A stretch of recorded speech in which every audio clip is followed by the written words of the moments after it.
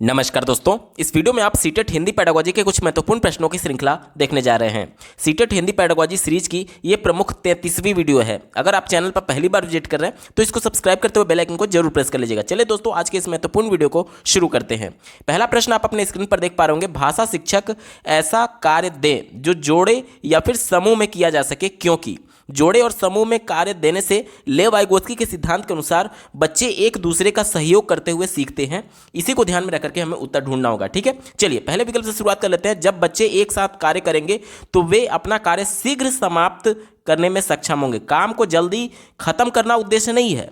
लेव वाइगोत्स्की के सिद्धांत के अनुसार जब बच्चे समूह में काम करते हैं तो एक साथ मदद करते हुए, दूसरी की मदद करते हुए ज़्यादा अच्छे तरीके से सीख सकते हैं, क्योंकि वो अंतःक्रिया कर रहे होते हैं, इंटरेक्शन कर रहे होते हैं। इस वजह से काम को केवल खत्म करने की बात कर रहा था। पहला विकल्प हमारा उत्तर नहीं होगा। दूसरा देखिए, इससे शिक्षा का कार्य कम होता है। देखिए, जो भी विकल्प केवल शिक्षा की बात करे वो विकल्प हमेशा निगेटिव होता है। क्यों? क्योंकि आज हम लोग बाल केंद्रित शिक्षा की बात करते हैं, जिसमें बालक की बात होनी चाहिए, शिक्षा की तो बात होनी ही नहीं चाहिए। आगे पढ़ लीजिए क्या कहा जा रहा है। इसमें शिक्षा का कार्य कम होता है क्योंकि समूह अवलोकन की तुलना में प्रत्येक बच्चे का व्यक्तिगत ध्यान देना कठिन है। तो यह भी विकल्प निगेटिव है क्योंकि टीचर की बात कर रहा था। चौथा देखिए, यह उनके बीच अधिक अंक प्राप्त करने की प्रतियोगिता को बढ़ाता है। जो भी विकल्प नंबर पाने की बात करें वो भी हमेशा निगेटिव होता है। क्यों?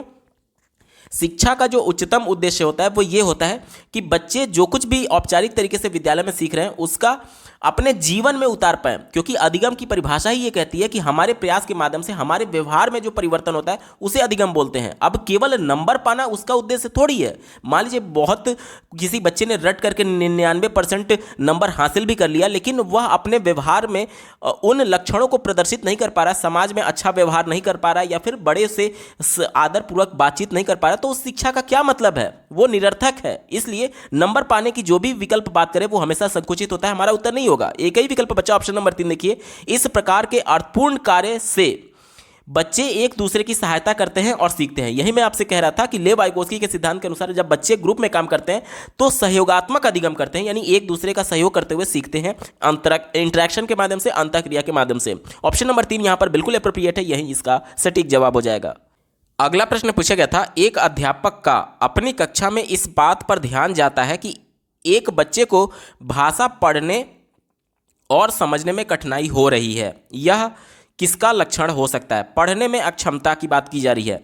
पढ़ने में अक्षमता और यहाँ पर समझने में कठिनाई हो रही है। समझने का मतलब कि क्या होता है? पढ़ करके इसका अर्थ ग्रहण करने में कठिनाई हो रही है, यानी सीधे तौर पर पढ़ने में जो अक्षमता होती है उसे हम लोग डिस्लेक्सिया कहते हैं। पढ़ने में अक्षमता विकल्प नंबर 4 में दिया गया है। ऑप्शन नंबर 4 इसका बिल्कुल सटीक जवाब हो जाएगा। अगला प्रश्न पूछा गया था, निम्नलिखित में से कौन सा कथन प्राथमिक स्तर पर आकलन यानी असेसमेंट के संदर्भ में सही है? प्रश्न पॉजिटिव सेंस में पूछा गया तो विकल्प भी पॉजिटिव वाला सही उत्तर होगा। पहले विकल्प से शुरुआत कर लेते हैं। आकलन प्रत्येक सत्र के अंत में करना चाहिए। प्रत्येक सत्र के अंत में, यानी वार्षिक परीक्षा की बात की जा रही है, और वार्षिक परीक्षा को हम लोग फॉर्मेटिव यानी कि योगात्मक आकलन के तौर पर देखते हैं। राष्ट्रीय शिक्षा नीति 2020 योगात्मक आकलन को निगेटिव तौर पर देखती है। क्यों? क्योंकि सतत और व्यापक मूल्यांकन की बात की जाती है, यानी रचनात्मक मूल्यांकन की बात की जाती है, और ये समेटिव असेसमेंट की बात कर रहा था, सत्र के अंत की मूल्यांकन की बात कर रहा था। विकल्प निगेटिव हो गया, हमारा उत्तर नहीं होगा। दूसरा देखिए, आकलन राज्य आधारित प्रक्रिया होनी चाहिए तथा राज्य द्वारा पूरे राज्य में एक साथ ही आयोजित करनी चाहिए। तो ये भी विकल्प निगेटिव है, क्योंकि बच्चे का अधिगम जिस माहौल में हुआ है आकलन भी उसी माहौल में होना चाहिए। अब पर्टिकुलर एक विद्यालय के जो बच्चे हैं वो वहाँ के विद्यालय के टीचर के साथ कंफर्टेबल हैं। अब पूरे राज्य का एक साथ कैसे पॉसिबल हो सकता है? बच्चे कंफर्टेबल नहीं होंगे, हमारा उत्तर नहीं होगा। और आज हम लोग बाल केंद्रित शिक्षा की बात करते हैं। बालक को ध्यान में रख करके ही असेसमेंट भी होना चाहिए। ठीक है, विकल्प निगेटिव हो गया, हमारा उत्तर नहीं होगा। चौथा देखिए, आकलन वर्ष में एक बार आयोजित करना चाहिए। यह भी निगेटिव है, क्योंकि सतत और व्यापक मूल्यांकन की बात राष्ट्रीय शिक्षा नीति और एनसीएफ दोनों करते हैं। सतत और व्यापक मूल्यांकन का मतलब ही ये होता है कि बच्चा जो कुछ भी सीख रहा है या फिर जो कुछ भी गतिविधि कर रहा है, गतिविधि के दौरान ही बच्चे का मूल्यांकन होना चाहिए। एक बार केवल मूल्यांकन की बात कर रहा था, विकल्प निगेटिव हो गया, हमारा उत्तर नहीं होगा। एक ही विकल्प बचा, ऑप्शन नंबर 3 देखिए, आकलन विद्यालय आधारित और शिक्षण अधिगम प्रक्रिया के साथ समावेशित होना चाहिए। शिक्षण अधिगम प्रक्रिया यानी जब बच्चे को पढ़ाया जा रहा है, जब अधिगम कराया जा रहा है, उसी के साथ ही उसका मूल्यांकन होना चाहिए। विकल्प नंबर 3 यहां पर बिल्कुल एप्रोप्रिएट है और यही इसका सटीक जवाब हो जाएगा। अगला प्रश्न पूछा गया था, निम्नलिखित में से आप किसे भाषा की कक्षा में प्रामाणिक सामग्री के रूप में स्वीकार करते हैं? प्रामाणिक सामग्री, देखिए प्रामाणिक सामग्री क्या होती है? कोई भी ऐसा सामग्री जो बच्चे के स्थानीय क्षेत्र की बात करे, उसकी भाषा की बात करे, स्थानीय भाषा की बात करे, वो प्रमाणिक सामग्री के तौर पर देखा जाता है। चारों विकल्पों में आप ध्यान से देखिएगा, चारों विकल्पों को आप ध्यान से देखिए, कौन सा एक ऐसा विकल्प है जो कि बच्चे के स्थानीय क्षेत्र से जुड़ा हुआ है। आप कहेंगे कि न्यूज़पेपर इसका उत्तर होगा। क्यों? क्योंकि बच्चे के परिवेश में, स्थानीय क्षेत्र में क्या कुछ घटनाएं घटित हो रही हैं। अब जैसे अगर हम लोग पर्टिकुलर किसी यूपी के पर्टिकुलर किसी जिले में न्यूज़पेपर ले रहे हैं तो वहाँ की प्रमुखता से खबर छापी जाती है। अब मान लीजिए यूपी के किसी जिले में मैं न्यूज़पेपर ले रहा हूँ तो वहाँ पर जो अन्य दूसरे राज्य के खबर होंगे वो प्रमुखता से एक तरीके से पहले और दूसरे पेज पर नहीं छापी जाती है। पहले और दूसरे पेज पर जिस जिले में आप न्यूज़पेपर ले रहे हैं उस जिले के स्थानीय खबरों को जगह दी जाती है और अन्य राज्यों से संबंधित मामले जो हैं वो राष्ट्रीय स्तर वाले यानी आगे के पेज पर छापी जाती है। यानी कि जो समाचार पत्र होता है वो मेनली फोकस किस पर करता है? स्थानीय क्षेत्र की खबरों पर फोकस करता है। और अभी मैंने आपको बताया कि प्रमाणिक सामग्री वही होती है जो कि बच्चे के स्थानीय परिवेश की बात करे, बच्चे के स्थानीय भाषा की बात करे। अब मान लीजिए कि पर्टिकुलर किसी जिले में कोई न्यूज़पेपर छप रहा है तो चाइना भाषा में थोड़ी छपेगा, चाइनीज भाषा में थोड़ी छपेगा, जापानीज भाषा में थोड़ी छपेगा। वहाँ के स्थानीय लोग जिस भाषा को समझ पा रहे होंगे उसी स्थानीय भाषा में तो न्यूज़पेपर छपेगा। तभी तो, क्योंकि टारगेट ऑडियंस वहाँ के स्थानीय लोग हैं, उनके पढ़ने और उनके समझने की भाषा में ही तो न्यूज़पेपर छापना होगा। यानी ये उनके स्थानीय भाषा की बात करेगा। अभी मैंने आपको बताया कि जो भी बच्चे के स्थानीय परिवेश और स्थानीय भाषा की बात करता है वही हमारा प्रमाणिक सामग्री हो जाता है। विकल्प नंबर 3 यहाँ पर बिल्कुल एप्रोप्रिएट जवाब हो जाएगा। अगला प्रश्न पूछा गया था, भाषा अधिगम के लिए सामग्री तैयार करने के सिद्धांतों में से एक है। यानी कि जब हम लोग टीएलएम तैयार कर रहे हैं तो उसके लिए कौन सा एक सिद्धांत होगा, पॉजिटिव सेंस में प्रश्न हमसे पूछा जा रहा है, इसी को ध्यान में रखकर के उत्तर ढूंढेंगे। चौथे विकल्प से शुरुआत करते हैं, सामग्री छोटी और सीमित होनी चाहिए। बात पॉजिटिव है, हमारा उत्तर हो सकता है। सीमित कहने का मतलब कि अब सामग्री ऐसा नहीं है कि आप कक्षा में एरोप्लेन ला के दिखा रहे हैं बच्चे को। सामग्री ऐसा ही होना चाहिए ताकि बच्चे की कक्षा में वो आ सके, यानी पोर्टेबल हो, एक जगह से दूसरी जगह हम लोग ले जा सके। यानी कि वो छोटी और सीमित होनी चाहिए। ये बात तो बिल्कुल सही है। तीसरा दिया गया, किसी भी प्रकार की सामग्री चुनी जा सकती है। तो ये विकल्प निगेटिव है। क्यों? क्योंकि बच्चे का मानसिक आयु और मानसिक स्तर आपको ध्यान में रख कर ही टीएलएम चुनना होगा। अब आप कोई ऐसा टीएलएम चुन रहे हैं जिसमें बहुत ज़्यादा चिंतन करने की आवश्यकता है, एक तरीके से उसमें बहुत ज़्यादा अमूर्त चिंतन की आवश्यकता है, तो बच्चे प्राइमरी और अपर प्राइमरी स्तर के, यहाँ पर बच्चे अमूर्त चिंतन के लिए उतना अप्रोप्रिएट नहीं माने जाएंगे। इसलिए कहीं ना कहीं हमें जो टीएलएम चुनना है या फिर जो भी सामग्री चुननी है वो कहीं ना कहीं बच्चों के मानसिक स्तर को ध्यान में रख करके चुनना होगा। यानी कि कोई भी सामग्री हम नहीं चुन सकते, बच्चों के लिए जो एप्रोप्रिएट होगा वही चुनना होगा। विकल्प निगेटिव था, हमारा उत्तर नहीं होगा। पहला देखिए, प्रत्येक आयु वर्ग के लिए जटिल सामग्री चुनी जानी चाहिए। जटिल अपने आप में निगेटिव वर्ड है, हमेशा विकल्प गलत हो गया। ठीक है, क्योंकि बच्चों के हिसाब से आसान सामग्री चुननी चाहिए। जटिल हम उसके लिए कठिन थोड़ी, उसके रास्ते कठिन थोड़ी करेंगे सीखने के लिए। विकल्प निगेटिव हो गया, हमारा उत्तर नहीं होगा। एक ही विकल्प बचा, ऑप्शन नंबर 2 देखिए, सामग्री औचित्यपूर्ण तरीके से स्तर अनुसार होनी चाहिए। स्तर अनुसार यानी कि बच्चे की मानसिक स्तर के हिसाब से बात की जा रही है। और औचित्यपूर्ण का कहने का मतलब कि जिसका अपना एक अस्तित्व हो, औचित्य हो, उसका कुछ ना कुछ एक तरीके से तार्किक तरीके से उसका कुछ औचित्य हो, उसके सेंस में कहा जा रहा है। अब जैसे पहले मैंने आपको एग्जांपल दिया था कि एरोप्लेन थोड़ी कक्षा में हम लाएंगे बच्चों को दिखाने के लिए, उसका कोई औचित्य ही नहीं बनता है। तो औचित्य जो कहने का मतलब है वो सीमित को अपने आप में इंक्लूडेड है, यानी कि औचित्य उसका है, यानी कि वो अपने आप में सीमित है। तो ये वाला चौथा विकल्प आप संकुचित हो गया और दूसरा विकल्प ब्रॉड सेंस में हो गया। ऑप्शन नंबर 2 यहां पर बिल्कुल एप्रोप्रिएट जवाब हो जाएगा। अगला प्रश्न पूछा गया था, भाषा अर्जन होता है जब, देखिए एक होता है भाषा अर्जन और एक होता है भाषा अधिगम। अर्जन का मतलब ये होता है कि बच्चे जब अपने वातावरण में किसी का अनुकरण करते हुए उस भाषा को सीखे हुए हैं तो उसे हम लोग भाषा का अर्जन बोलते हैं। और जब बच्चे औपचारिक माहौल में औपचारिक तरीके से व्याकरण के नियमों के अंतर्गत उस भाषा को सीखते हैं तो उसे हम लोग भाषा का अधिगम बोलते हैं। हमसे भाषा अर्जन के बारे में पूछा गया है, इसी को ध्यान में रख करके उत्तर ढूंढेंगे। ठीक है, चलिए पहले विकल्प से शुरुआत कर लेते हैं। बच्चे को व्याकरण के नियम पढ़ाए जाते हैं, तो ये मैंने आपको क्या बताया, ये भाषा अधिगम होता है। लेकिन प्रश्न अर्जन के बारे में पूछा गया है तो ये विकल्प निगेटिव हो गया। दूसरा देखिए, बच्चे को पुरस्कार और दंड दिया जाता है। दंड हमेशा निगेटिव होता है। चाहे शाब्दिक हो या फिर शारीरिक हो, हमेशा निगेटिव होता है, कभी भी हमारा उत्तर नहीं होगा। तीसरा देखिए, बच्चे को भाषा के अवसर मिलते हैं। बच्चे को जब भाषा के अवसर मिलते हैं तो वो भाषा अर्जन भी हो सकता है और भाषा अधिगम भी हो सकता है। जैसे ध्यान से समझिएगा, हम लोग डायरेक्ट मेथड पढ़ते हैं अंग्रेजी में, पेडागोजी में। उसमें क्या होता है, बच्चे को जो टारगेट लैंग्वेज सिखाना है उसका इन्वायरमेंट दे दिया जाता है, यानी कि बच्चे को बोलने का अवसर दिया जा रहा है, भाषा का अवसर दिया जा रहा है। लेकिन वहां पर डायरेक्ट मेथड किसकी बात करता है, औपचारिक विधि की बात करता है, विद्यालय में औपचारिक विधि की बात करता है। तो वो भाषा अर्जन नहीं होगा बल्कि भाषा अधिगम होगा। तो भाषा का जो अवसर होता है वो अर्जन में भी मिलता है और अधिगम में भी मिलता है। भाषा अर्जन में भी होता है और भाषा अधिगम में भी होता है, ठीक है। इस वजह से ये विकल्प हमारा उत्तर नहीं हो सकता।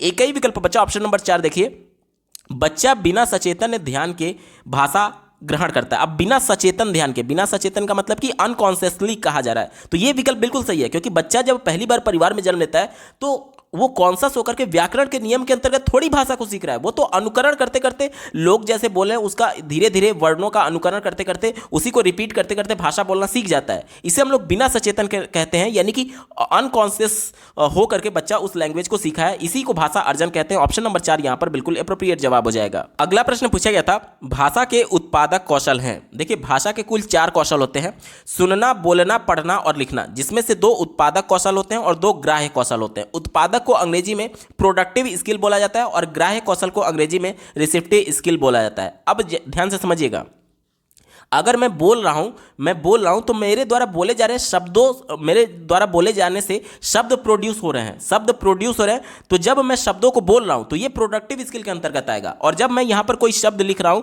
तो मैं लिख करके इस नीरज शब्द को प्रोड्यूस कर रहा हूं। तो जब बोला जाता है या फिर लिखा जाता है तो इससे शब्द प्रोड्यूस होते हैं और इसलिए इसे प्रोडक्टिव स्किल बोलते हैं। लेकिन जब आप मेरी आवाज़ को अपने मोबाइल में सुन रहे हैं तो आप कुछ भी शब्द प्रोड्यूस नहीं कर रहे हैं, बल्कि मैं जो कुछ भी शब्द बोल रहा हूं उस शब्द को रिसीव कर रहे हैं। तो सुनना, और अगर आप अपने मोबाइल के स्क्रीन पर नीरज को पढ़ पा रहे हैं तो पढ़ना, क्योंकि आप शब्द तो प्रोड्यूस किए नहीं है, नीरज लिख करके तो मैंने प्रोड्यूस किया ना, आप इसको रिसीव कर रहे हैं अपने स्क्रीन पर। तो पढ़ना और सुनना जो होता है वो रिसेप्टिव स्किल होता है। प्रश्न हमसे उत्पादक कौशल यानी प्रोडक्टिव स्किल के बारे में बोला गया है, यानी कि बोलना और लिखना जो होगा वो उत्पादक कौशल होगा। चलिए विकल्पों में देखते हैं। बोलने को हम लोग वाचन कौशल बोलते हैं और लिखना तो लेखन होता ही है। ऑप्शन नंबर 3 यहां पर बिल्कुल एप्रोप्रिएट जवाब हो जाएगा।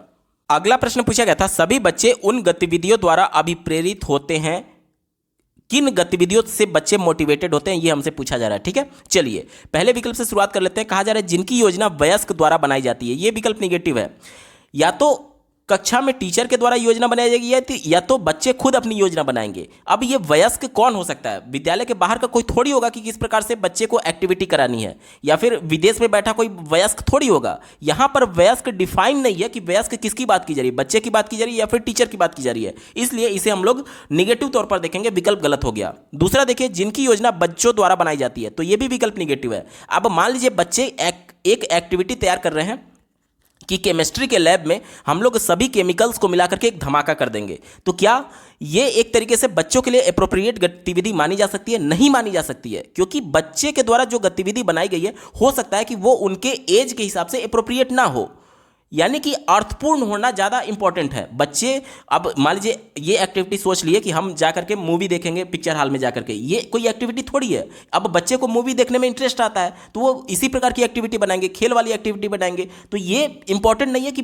एक्टिविटी बनाई किसके द्वारा जा रही है, बच्चे के द्वारा या फिर टीचर के द्वारा। ये इंपॉर्टेंट है कि एक्टिविटी कहीं ना कहीं अर्थपूर्ण होना चाहिए, जो कि बच्चे को कुछ ना कुछ सीखने का मौका दे। इस वजह से बच्चों के द्वारा बनाई गई एक्टिविटी को हम लोग निगेटिव तौर पर देखेंगे, ठीक है। चलिए चौथा दिया गया, जो अध्यापकों के लिए अर्थपूर्ण हो। फिर से यहां पर देखिए अध्यापक की बात की गई है। अभी एक दो पहले प्रश्न मैंने आपको बताया था कि जो विकल्प अध्यापकों की बात करेगा वो विकल्प हमेशा निगेटिव होता है, क्योंकि आज हम लोग बाल केंद्रित शिक्षा की बात करते हैं, जिसमें बालक के रुचियों को और बालक की आवश्यकताओं को ध्यान में रखना होता है। यहां पर टीचर के लिए अर्थपूर्ण थोड़ी होगा, टीचर को थोड़ी सीखना है, सीखना तो बच्चे को है ना, तो बच्चे के लिए अर्थपूर्ण होना चाहिए। यह विकल्प निगेटिव हो गया, हमारा उत्तर नहीं होगा। एक ही विकल्प बचा, ऑप्शन नंबर 3 देखिए, जो बच्चों के लिए अर्थपूर्ण हो। यह विकल्प सबसे ज्यादा एप्रोप्रिएट है और यही इसका सटीक जवाब हो जाएगा। बच्चों के लिए अर्थपूर्ण यानी बाल केंद्रित शिक्षा की बात की जा रही है, और अर्थपूर्ण कहने का मतलब कि जिससे बच्चे कुछ नया सीख पाए। ऑप्शन नंबर 3 बिल्कुल एप्रोप्रिएट है, यही इसका सही उत्तर होगा।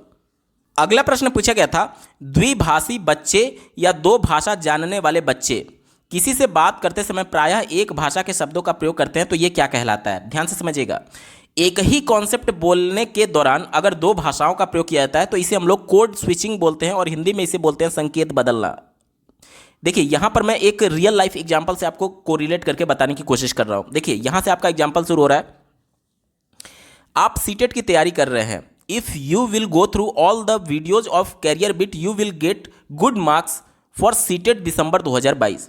यहां पर एक ही कॉन्सेप्ट मैंने आपको बताया कि आप सीटेट की तैयारी कर रहे हैं और अगर आप अच्छा नंबर पाना चाहते हैं तो सीटेट के से रिलेटेड कैरियर बिट की जितनी वीडियोज हैं आप अगर देख लेंगे तो सीटेट दिसंबर 2022 में आप अच्छा स्कोर कर पाएंगे। एक ही कॉन्सेप्ट बोलने के दौरान आधे पार्ट को मैंने हिंदी में बोला और आधे पार्ट को मैंने इंग्लिश में बोला, यानी दो लैंग्वेज का प्रयोग मैंने कर लिया। द्विभाषी बच्चे की बात हो गई। अब दो लैंग्वेज का प्रयोग करने के दौरान जब मैं हिंदी में पहले बोला था तो हिंदी के जो शब्द होते हैं वो किसी ना किसी वर्ण से मिलकर के बने। वर्ण को हम लोग संकेत के तौर पर देखते हैं और हिंदी से जब मैं इंग्लिश पर गया यानी कि जो संकेत मैं यूज कर रहा था, जो कोड मैं यूज कर रहा था वो स्विच हो गया इंग्लिश पर। इसी को तो संकेत बदलना बोलते हैं। ऑप्शन नंबर 1 बिल्कुल एप्रोप्रिएट जवाब हो जाएगा। अगला प्रश्न पूछा गया था, विद्यार्थियों के अधिगम के आकलन के लिए उपयोग की जाने वाली स्कोरिंग मार्गदर्शिका को क्या कहते हैं। देखिए स्कोरिंग मार्गदर्शिका को रूब्रिक्स कहते हैं। रूब्रिक्स क्या होता है, ये बेसिकली बच्चों को किन मापकों पर बच्चे का आकलन करना है, मापदंड क्या होंगे, मानक क्या होंगे, उन मानकों को ही कलेक्टिव फॉर्म में रूब्रिक्स कहा जाता है। जैसे बच्चा कोई गतिविधि कर रहा है, एक्टिविटी कर रहा है कक्षा में, तो क्या वो दूसरे बच्चों का सहयोग करते हुए सीख रहा है या नहीं, तो ये एक मानक हो गया। तो इसके आधार पर बच्चे के आकलन किया जाएगा। इसके साथ ही साथ क्या वो दूसरे बच्चों पर डोमिनेंट तो नहीं हो रहा है, ये एक नया मानक हो गया। इसके अलावा कई मानक हो सकते हैं। जब कई मानकों का एक कलेक्टिव फॉर्म होता है उसे ही हम लोग रूब्रिक्स बोलते हैं। ठीक है, ऑप्शन नंबर 1 रूब्रिक्स इसका बिल्कुल सटीक जवाब हो जाएगा। दोस्तों सीटेट हिंदी पेडागोजी के महत्वपूर्ण प्रश्नों की ये श्रृंखला आपको कैसी लगी कमेंट के माध्यम से जरूर बताइएगा, क्योंकि आपका एक कमेंट मुझे मोटिवेट करेगा ऐसे ही महत्वपूर्ण वीडियो लाने के संदर्भ में। अगर आप सीटेट अपर प्राइमरी और प्राइमरी सभी शिफ्टों के कंप्लीट पेपर सोल्यूशन को डिटेल में देखना चाहते हैं तो इस वीडियो के बाद इस वीडियो का डिस्क्रिप्शन जरूर चेक करिएगा। और अगर आप चैनल पर पहली बार विजिट कर रहे हैं तो इसको सब्सक्राइब करते हुए बेल आइकन को जरूर प्रेस कर लीजिएगा सीटेट, यूपीटेट और सुपर टेट की बेहतरीन तरीके से तैयारी करने के संदर्भ में। इस वीडियो को देखने के लिए आपका बहुत बहुत धन्यवाद। भगवान करे आपका दिन शुभ हो।